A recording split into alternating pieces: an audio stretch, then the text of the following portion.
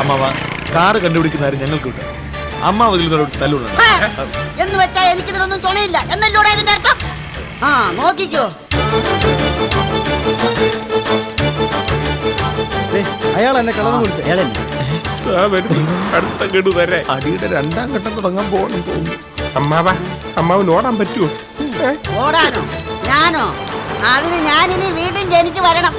ഈ പ്രേംശങ്കർ എങ്ങനെയാണ് ഈ പ്രതിസന്ധി ഘട്ടം തരണം ചെയ്യുന്നതെന്ന് വേണേ കണ്ടു പഠിച്ചോടാ. ഞാൻ അവിടെ നിന്ന് കണ്ടുപിടിക്കാം. ആരാടാ കള്ളൻ?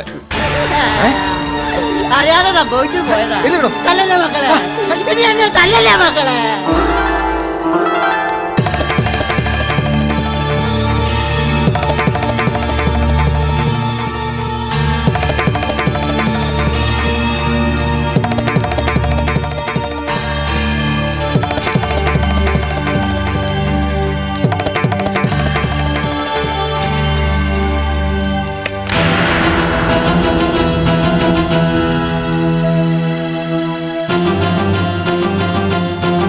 സാധിക്കില്ലേ? ഇതെന്തൊരു കിടപ്പാണ്.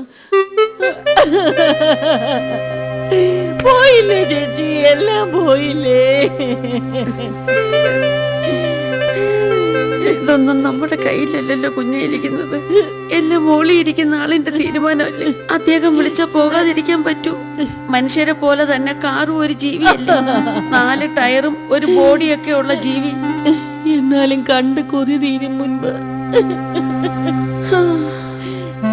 ഭഗവാൻ ഏറ്റവും ഇഷ്ടമുള്ളവരെയാ നേരത്തെ അങ്ങ് വിളിക്കുന്നത്. അങ്ങനെ പ്രമാണം. അപ്പൊ കുഞ്ഞിന്റെ കാറ് ദൈവത്തിന് വളരെ ഇഷ്ടമുള്ളതായിരുന്നു. കള്ളന്മാരെ വിട്ടങ്ങ് മോഷ്ടിപ്പിച്ചു. അങ്ങനെ അങ്ങ് ചിന്തിച്ചാ മതി. അപ്പൊ അവിടെ ആ പാട്ടക്കാരൻ ദൈവത്തിന് ഇഷ്ടമുള്ളതായിരുന്നു. അതുകൊണ്ടാണ് അതിനെയും കൂടെ അങ്ങ് വിളിച്ചത്. ഇങ്ങനത്തെ ചോദ്യങ്ങൾ ചോദിച്ചു ചേച്ചി അങ്ങ് വിഷമിപ്പിക്കരുത് കുഞ്ഞെ. അതുമല്ല, അന്യന്റെ മുതലിന് കേട് പറ്റിയെന്നറിയുമ്പോ നമ്മുടെ നഷ്ടത്തിലുണ്ടാകുന്ന വേദന കുറയുമെന്ന.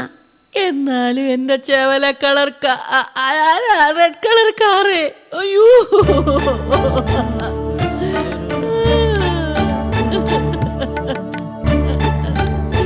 എന്തിനാ ചേച്ചി, എനിക്ക് സഹിക്കാൻ വയ്യ ചേച്ചി.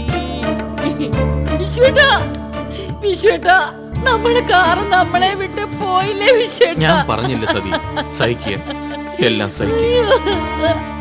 ഇല്ല വിശ്വേട്ടാ, എനിക്ക് സഹിക്കാൻ പറ്റുന്നില്ല. ഇനി ജീവിച്ചിരുന്നിട്ട് കാര്യമില്ല.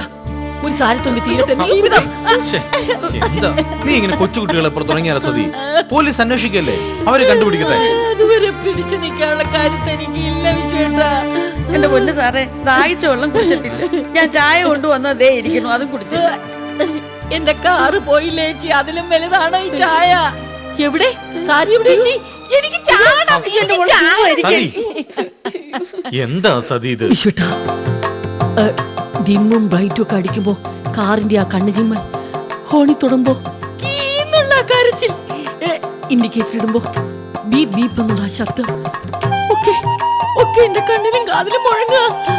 മഴയത്ത് വൈപ്പറിട്ട് പോണോന്നുള്ള എന്റെ ആശ, ആശ പോലും സാധിക്കാതെയാണല്ലോ ഈശ്വര. ഇല്ല, എനിക്കിനി ജീവിക്കണ്ട. ഇൻഷുറൻസ് ക്ലെയിം ഉണ്ടല്ലോ, അത് കിട്ടട്ടെ. എന്നിട്ട് പുതിയൊരു കാറിനെ കുറിച്ച് ആലോചിക്കാം. അതിന് ദിവസങ്ങൾ എടുക്കൂലേ വിശ്വേട്ടാ? അതുവരെ പിടിച്ചു നിൽക്കാൻ എനിക്ക് പറ്റില്ല. ഇപ്പൊ ഞാൻ ചാവും. ഇങ്ങോട്ടൊന്ന് കിടക്കും. അയ്യോ, എന്റെ കാറ് പോയില്ലേ ചേച്ചി? അയ്യോ, എന്റെ ചവല കാറ്, എന്റെ കാറ്, എന്റെ ചവല കാർ, എന്റെ ചവല.